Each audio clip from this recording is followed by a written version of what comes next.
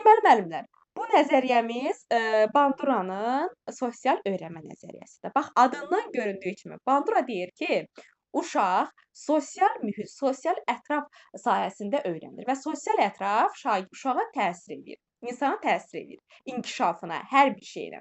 Bax, evdə adi öz uşaqlarımızdan götürək. Uşaq görürsə, valideyn hər dəfə kitab oxuyur, kitab açıb oxuyur.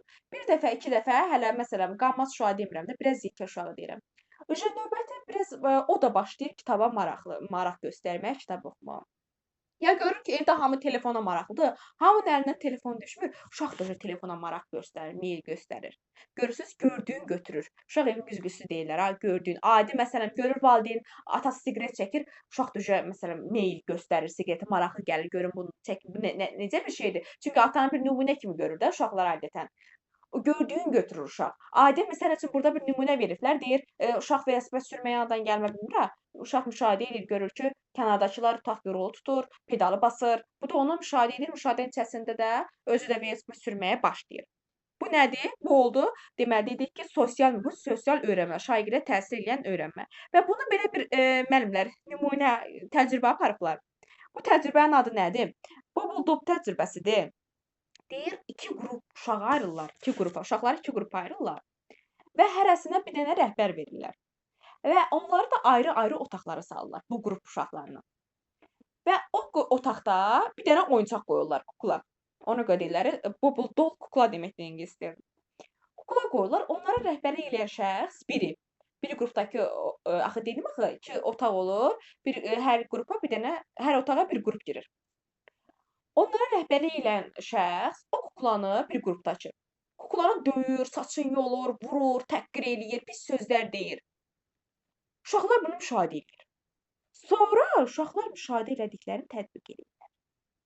Onlar da kuklanı döyürlər, vururlar, təhqir eləyirlər. Bu nədir? Görür ki, sonra o biri otaqdakı rəhbər isə əksinə kuklanı görməzdən gəlir, ona qarşı heç bir reaksiya vermir. Eləcə də otaqdakı uşaqlar da onu tətbiq edir, müşahidə edirlər onu. Onu tətbiq edirlər, kuklaya qarşı heç bir zorakılıq tətbiq eləmirlər. Bu nəyi göstərir? Uşaqlar gördüyünü götürürlər. Sosial mühit uşağa təsir eləyir. Ətraf mühit şagirdə uşağa təsir eləyir. Bu təcrübə bizə onun üçün lazımdır. İndi belə bir şey var. Bu deyir ki, Banduranın müşahidə deyir, əsaslı öyrənmədə 3 dənə model müəyyənləşdirir. Bir canlı modeldir. Bu canlı model bilirsiniz kimdir? Bu canlı insanlardır. Valideynləri olsun, müəllimi olsun, uşaq, misal üçün, böyük qardaşı olsun. Canlı modellərdə real həyatda. Bax, elə bir böyük qardaşı misal üçün görür ki, yaxşı oxuyur. Evdəki atası, anası həmişə bunu qiymətləndirir, bunu tərifləyirlər, buna hədiyyələr alırlar, qucaqlayırlar, öpürlər ki, halal sənə, sən yaxşı çalışqan uşaqsan. Balaca uşaq, yəni görür ki, yəni bu uşaq da müşahidə edir ki, mənim qardaşım yaxşı oxuduğuna görə bunu qiymətləndirir. Demək yaxşı oxumaq lazımdır. Valideynləri bunu qiymətləndirir, özünə görürsüz nümunə götürür böyük qardaşına. Bu canlı modeldir. Amma bir də var simvolik modellər. Bu simvolik modellər televizordur, filmlərdir, YouTube'dur və s. Son vaxtlar görürsüz, müəllimlər. Bu məktəbdə, xüsusilə Türkiyədə, elə Azərbaycanda da oldu. Uşaq silahla gəlir məktəbə, müəllimi vurur, məktəb yoldaşlarını öldürür. Bu bilirsiniz nəyin nümunəsidir? Simvolik modelin. Onlar baxırlar nəyə? Atışmalara baxırlar. Silahlı kinolara baxırlar, döyüşlərə baxırlar. Özlərini oradakı, məsələn, film qəhrəmanını özünə nümunə götürür ki, hə, mən də onun kimi olacam. Görürsüz, bu YouTube'dan və yaxud da filmdən özlərinə bir model götürürlər, simvolik model.